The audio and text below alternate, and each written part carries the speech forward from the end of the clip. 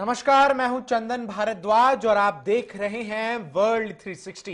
World 360 में आज हम आपके लिए लेकर आए हैं बढ़ते हुए तापमान, बढ़ती हुई गर्मी के ऊपर संपूर्ण विश्लेषण।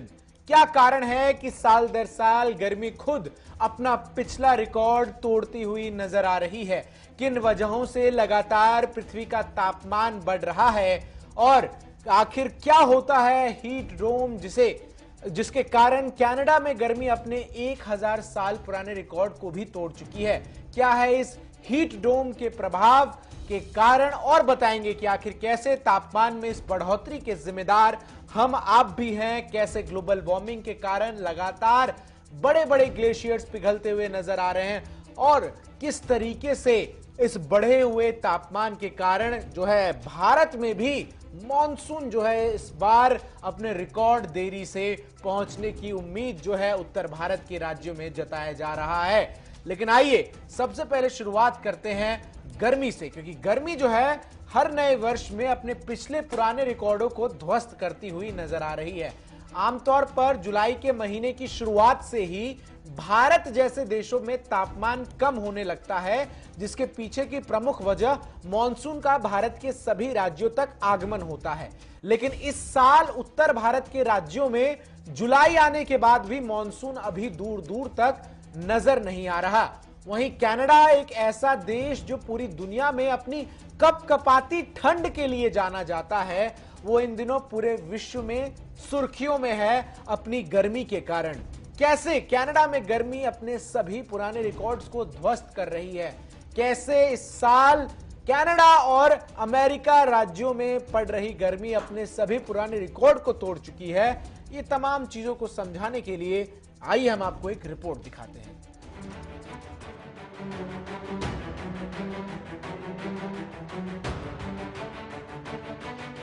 ऑमलेट की ये तस्वीर कनाडा की है जो इन दिनों सोशल मीडिया पर वायरल है। तस्वीर में देखा जा सकता है कि कैसे खुले आसमान के नीचे अंडे का ऑमलेट बन रहा है।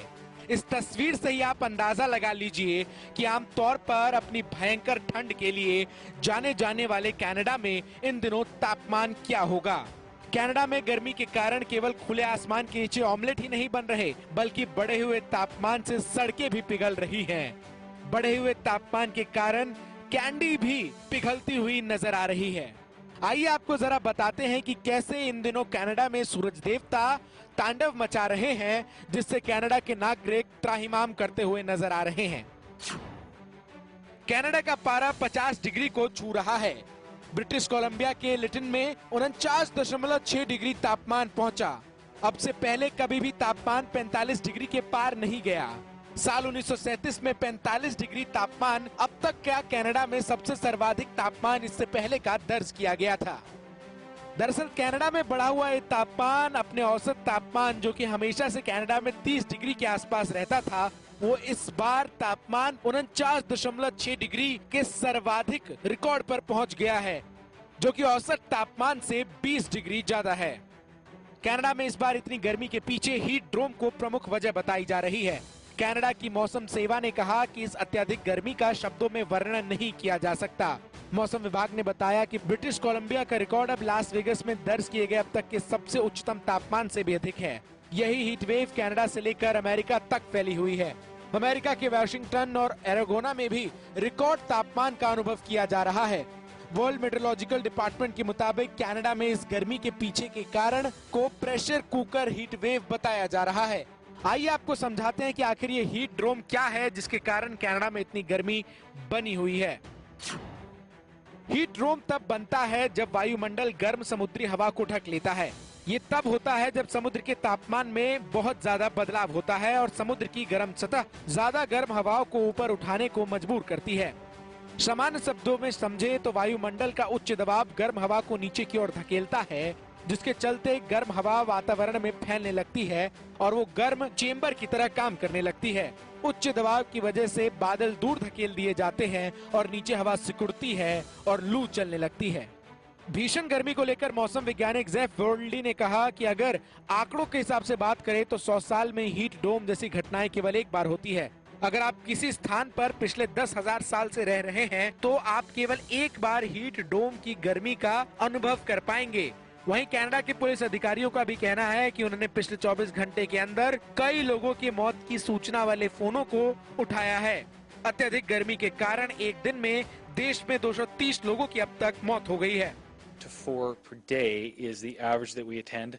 Since Friday, VPD has responded to an average of 14 sudden deaths a day. Quite simply, it's stretching our resources very thin. Family members in working to console family members who are distraught, having just discovered a loved one, whether it be a family member or a neighbor or somebody who's very important to them, who's tragically died. British Columbia के premiere John हॉर्गन ने मौत की पुष्टि करते हुए कहा कि उनके राज्य में तापमान के चरम तक पहुंचने के कारण 230 लोगों की मौत हुई है। वैंकूवर में पुलिस विभाग ने कहा कि उसने दर्जनों अधिकारियों को फिर से तैनात किया और जनता से केवल आपात स्थिति के लिए 911 पर कॉल करने के लिए कहा है। गर्मी से संबंधित मौतों ने अस्पतालों के फ्रंटलाइन संसाधनों को समाप्त कर दिया है। इससे लोगों को सहायता करने में भी दिक्कत हो रही है। वहीं गर्मी से बचने के लिए लोग खुले में झरनों और पानी के फुव्वारों के पास समय बिता रहे हैं। गर्मी के कारण कनाडा में इस साल भयंकर गर्मी को देखते हुए एसी की भी मांग बढ़ी हुई है। Bureau report, JK 24/7 news.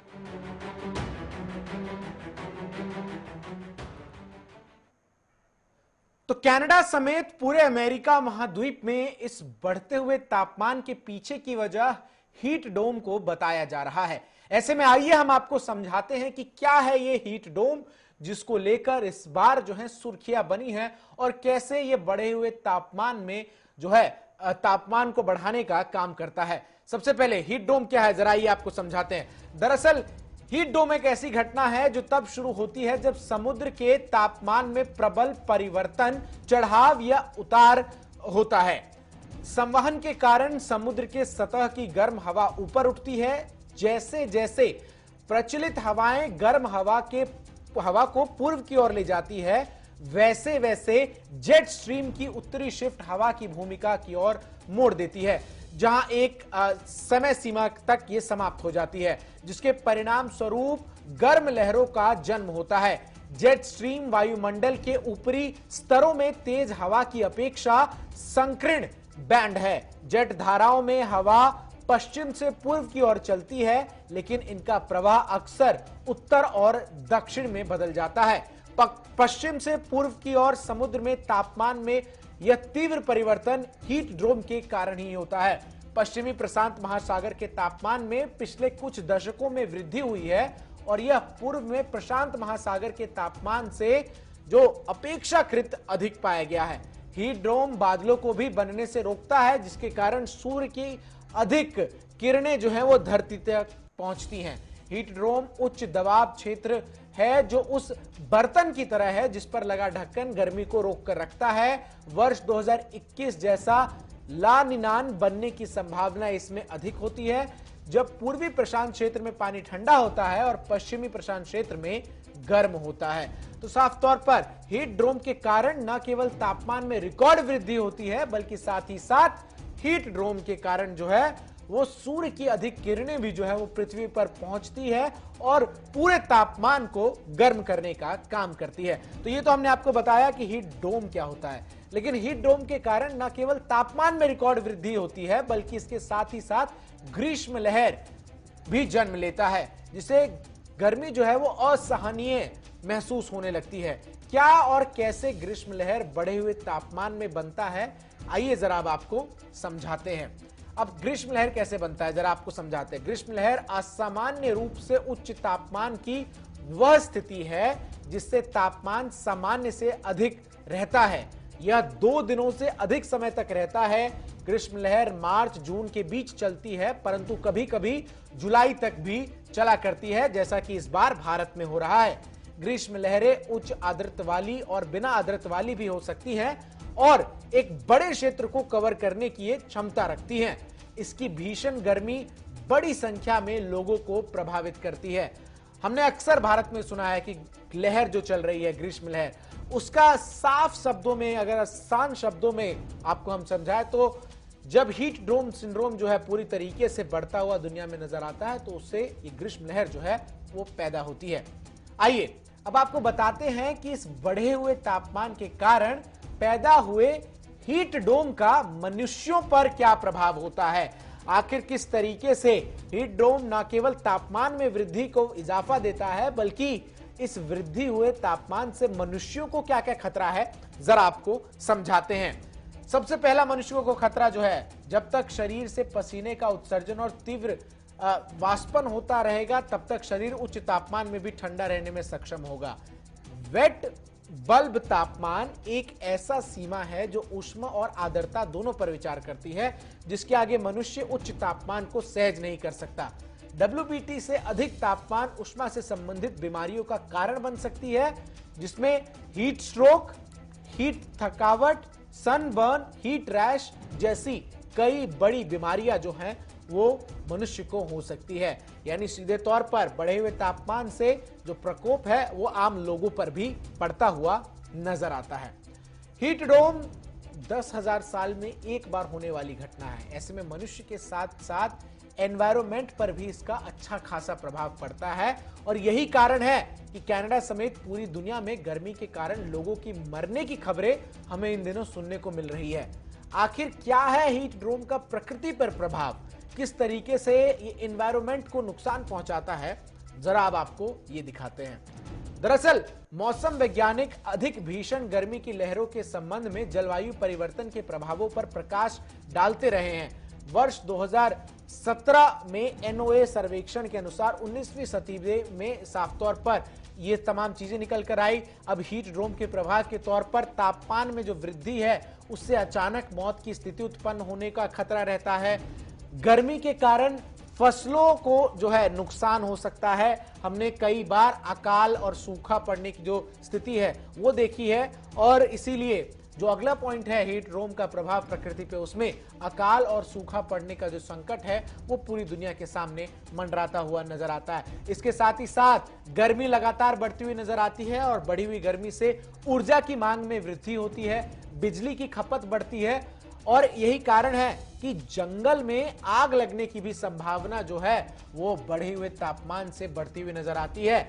America के जंगलों में आग जो लगी हो या फिर कनाडा के जंगलों में या फिर भारत के पहाड़ी राज्यों के जंगलों में गर्मी के मौसम में जो आग लगती है वो इसी हीट डोम के प्रभाव के कारण आग जो है लगी हुई नजर आती है। तो कुल मिलाकर हीट डोम का जो प्रभाव है वो साफ तौर पर अब मौसम के अतिरिक्त मनुष्यों के साथ साथ प्रकृति पर भी है।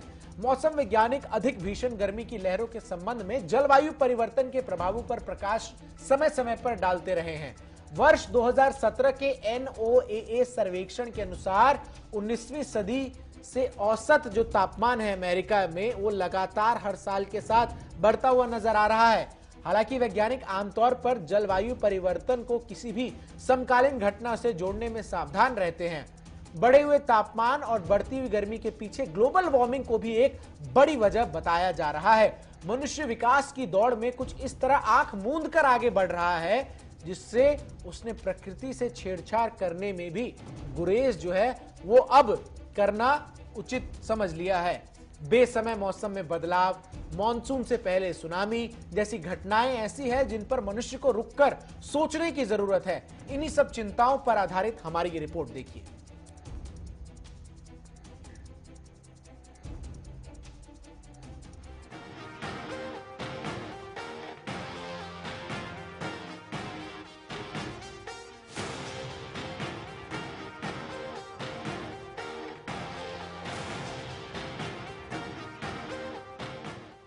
तमाम मौसमी उतार चढ़ाव के बीच इस साल दक्षिणी पश्चिमी मानसून अपनी तय तिथि से आगे ही नहीं खिसका, बल्कि इसकी शुरुआत भी कमजोर हुई है। इसके पीछे ताउते व यास तूफान को बड़ी वजह बताया जा रहा है। दरअसल जलवायु परिवर्तन का मौसम की बदलती तर्ज से गहरा नाता है और यह ताकतवर चक्रवाती तूफानों तथा बारिश की प्रवृत्ति होते काल चक्र से भी साफ जाहिर होता है। मौसम वैज्ञानिकों का मानना है कि यह सब कुछ ग्लोबल वार्मिंग के कारण समुद्र का पानी अभूतपूर्व रूप से गर्म होने के नतीजे के तौर पर है। पुणे स्थित Indian Institute of Tropical Meteorology के जलवायु वैज्ञानिक मैथ्यू रॉक्सी कहते हैं अब यह जग जाहिर हो चुका है कि दुनिया के महासागर वर्ष 1970 से उत्सर्जित ग्रीन हाउस गैसों के कारण उत्पन्न अतिरिक्त ऊष्मा का 90% हिस्सा सोख चुके हैं। इस वजह से अरब सागर और बंगाल की खाड़ी के महासागरों का तापमान असंगत रूप से बढ़ा है। इससे चक्रवात भी तेजी से शक्तिशाली हो जाते हैं। पश्चिमी ट्रॉपिकल हिंद महासागर एक सदी से भी ज्यादा वक्त से ट्रॉपिकल महासागरों के किसी भी हिस्से के मुकाबले ज्यादा तेजी से गर्म हो रहा है। वह वैश्विक माध्यम समुद्र सतह तापमान एसटी के संपूर्ण रुख में सबसे बड़े बदलाव का योगदान करता है। ट्रॉपिकल साइक्लोन हिट पोटेंशियल महासागर की ऊपरी सतह के उस तापमान को नापने का पैमाना है जो तूफानों के लिए उपलब्ध ऊर्जा स्रोत होता है। गहरे रंगों से यह संकेत मिलता है कि अरब सागर के मौजूदा हालात साइक्लोनिसिस में मदद कर सकते हैं। पर्यवेक्षणों से जाहिर होता है कि वर्ष 1998 से 2018 के बीच मॉनसून के बाद के मौसम के दौरान अरब सागर में अत्यंत भीषण चक्रवाती तूफानों की आवृत्ति में इजाफा हुआ है। तूफानों के बार बार आने के सिलसिले में आई इस तेजी को मानव द्वारा उत्पन्न वार्मिंग से जोड़ने की बात मध्यम स्तर के आत्मविश्वास से कही जा सकती है।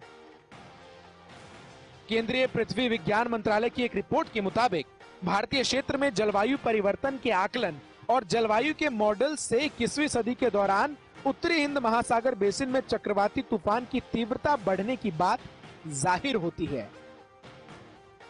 रिपोर्ट में यह भी कहा गया है कि जलवायु परिवर्तन यह संकेत देता है कि मौसम में बदलाव और उससे संबंधित ट्रॉपिकल साइक्लोन गतिविधि अन्य महासागरीय बेसिन के मुकाबले हिंद महासागर में जल्दी उभर सकती है। एनआईओ क्षेत्र में चिंता का एक और संभावित कारण यह है कि खासकर अरब सागर क्षेत्र में हाल के वर्षों में टीसी की तीव्रता में अभूतपूर्व तेजी देखी गई है। हाई रेजोल्यूशन वैश्विक जलवायु मॉडल के प्रयोगों से संकेत मिलते हैं कि मानव की गतिविधियों के कारण उत्पन्न ग्लोबल वार्मिंग के कारण मॉनसून के बाद के सत्र के दौरान अरब सागर क्षेत्र में अत्यंत भीषण चक्रवात बनने की संभावना बढ़ गई है। तो आपने सुना किस तरीके से साफ तौर पर इस बढ़ते हुए तापमान में मनुष्यों का भी बड़ा योगदान रहा है। विक्रम सिंह जी जो कि डायरेक्टर हैं इंडियन मेट्रोलॉजिकल डिपार्टमेंट देहरादून के, वो मेरे साथ जुड़ चुके हैं। विक्रम जी बहुत बहुत शुक्रिया आपका हमारे साथ जुड़ने के लिए। मेरा पहला सवाल, आज हम वर्ल्ड 360 में विश्लेषण कर रहे हैं पूरी दुनिया में जिस तरीके से तापमान में वृद्धि हुई है, आखिर किस तरीके से बढ़ा हुआ ये तापमान जो है वो आने वाले समय में विश्व के लिए चिंता का विषय बन सकता है, और हीट डोम कितना बड़ा फैक्टर है भारत में भी जो तापमान में वृद्धि है उसके लिए? नहीं, देखिए टेम्परेचर बिल्कुल ग्लोबल वार्मिंग का जो एक साइंटिस्ट ने इसमें खोज की है या जो भी डेटा एनालाइज किया है जी। तो उसमें वो चीजें तो है ही, वो दिखती है। और बीच बीच में कुछ एरिया जैसे होते हैं जहाँ की अच्छी खासी दिक्कतें जो है टेम्परेचर राइज की वजह से वो देखने को मिल रही है। तो हीट वेव डेज है, नंबर ऑफ डेज है, या फिर जो है उसका सीवियरिटी है, तो ये कहीं ना कहीं वो बढ़ने के ट्रेंड में वो दिखाता है जी। तो बिल्कुल वो चीजें तो है जी।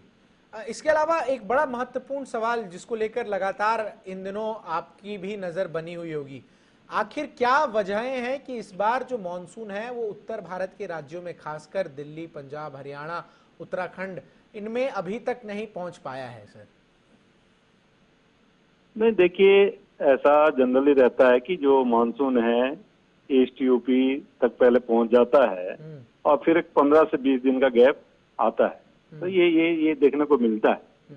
तो वो आप ये कह सकते हैं कि कभी थोड़ा वो गैप पहले रहता है, कभी हल्का सा बाद में भी जाएगा जी। और जैसे आप राजस्थान तक कवर होने की जो बात है तो 15 जुलाई तक ही होता है, ठीक है। तो ठीक है, मानसून की स्पेल आई है, ऐसा नहीं कि रेन नहीं मिली है आपको। अगर यूपी या उत्तराखंड या इवन हिमाचल की बात करें, जून तक जो अच्छी रेन है जो नॉर्मल है उससे ज्यादा ही है, कम नहीं है। लेकिन हाँ, जुलाई का जो फर्स्ट वीक रहा कि ठीक है अब तक ज्यादातर ये वाला जो क्षेत्र है इसमें अच्छी रेन पहुंच जाती है, तो इस बार ये एक वीक जो है मैं कहूँगा थोड़ा डिले रहा है, तो ऐसा होता है। ठीक है। इसके अलावा सर अभी हमने अपने विश्लेषण में दिखाया कि इस बार हालांकि केरल में भी मॉनसून 2 दिन की देरी से पहुंचा, लेकिन उत्तर भारत तक पहुंचते पहुंचते और खासकर अभी दिल्ली जैसे राज्यों को, दिल्ली हो या फिर पंजाब हरियाणा, इनको इंतजार है मानसून का। क्या ये जो दो बड़े साइक्लोन्स मानसून की डेवलपमेंट से ठीक पहले आए, ये भी एक फैक्टर है इस बार की मानसून जो है वो थोड़ा कमजोर हमें नजर आ रहा है? अब वो चीज को अगर आप बात करेंगे तो उसका तो इम्पैक्ट ये होना चाहिए था कि जो मानसून अराइवल है वो लेट होता फिर, लेकिन ऐसा तो हुआ नहीं। ठीक है, तो कभी कभी ये रहता है कि सिस्टम बनता अच्छा खासा, साइक्लोन्स वगैरह है, और साथ में मानसून करंट भी जो है ऊपर को शिफ्ट होना शुरू हो जाता है जी। तो उन चीज का असर ऐसा उतना नहीं दिखा है। तो मानसून जो है वो नॉर्मल टाइम पे अपने पहुंचा है। लेकिन हाँ, यहाँ पे जैसे मैंने बोला है कि जो ईस्ट यूपी या इसके आसपास तक मानसून पहुंच जाता है और वहां से लेके दिल्ली और इससे आगे तक जाने में कभी कभी 15 दिन ले लेता है, 20 दिन ले लेता है, ये होता है। अच्छा सर, हमने कनाडा को लेकर अक्सर सुना है कि कनाडा अपनी भीषण ठंड के लिए जाना जाता है। क्या वजह है कि इस बार अमेरिकी महाद्वीप में तापमान इतना बढ़ा हुआ नजर आया?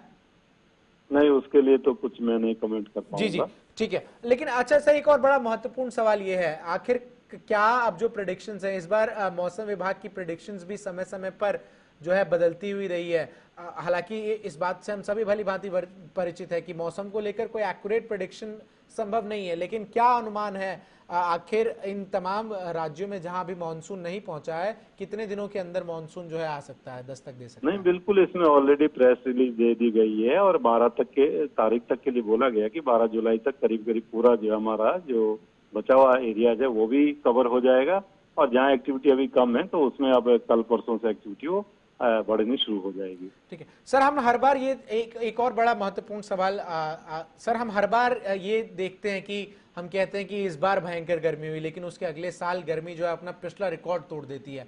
कुछ इसी तरह की से इस बार भी भारत के संदर्भ में हुआ है। लगातार बढ़ते हुए तापमान के पीछे क्या बड़े फैक्टर्स हैं जो बतौर IMD एक्सपर्ट आप देखते हैं? नहीं, देखिए, कोई ऐसा नहीं कि मतलब एक जगह की घटना है, वो पूरे विश्व स्केल पे ही है। ठीक है, और तापमान जो है ये पाया गया कि जो ग्लोबल वार्मिंग है वो जो अगर आप पिछले 100 साल के डेटा को, एक्चुअल डेटा को एनालाइज करते हैं तो उसमें राइजिंग ट्रेंड है। और फिर जब समर सीजन आएगा तो कहीं कहीं ऐसे पीरियड, ऐसी स्पेल उसमें मिलती है कि जब पीक जो है नॉर्मल से काफी ऊपर तक भी जा रहा है। तो वो चीजें देखने को मिल रही है। जी जी, बहुत बहुत शुक्रिया सर आपका हमारे साथ जुड़कर हमें समय देने के लिए। तो निश्चित तौर पर विक्रम सिंह जी, जो कि डायरेक्टर हैं इंडियन मेट्रोलॉजिकल डिपार्टमेंट देहरादून के, वो इस बात को लेकर साफ तौर पर चीजें बताते हुए हमें नजर आए कि किस तरीके से ग्लोबल वार्मिंग, हीट डोम, ये दो बड़े फैक्टर्स हैं जिसकी वजह से आसमान इन दिनों आग उगलता हुआ नजर आ रहा है। हालांकि एक अच्छी बात, एक खुशखबरी जो उन्होंने दी वो ये है कि 12 तारीख तक भारत के संदर्भ में अगर हम बात की जाए तो मानसून उन राज्यों तक भी पहुंचने की उम्मीद जताई जा रही है जहां अब तक मानसून नहीं पहुंची है। बहरहाल आज के लिए मौसम के ऊपर इस हमारे संपूर्ण विश्लेषण पर, बढ़ती हुई गर्मी के ऊपर हमारे इस विश्लेषण में बस इतना ही। खबरों का सिलसिला लगातार जारी है।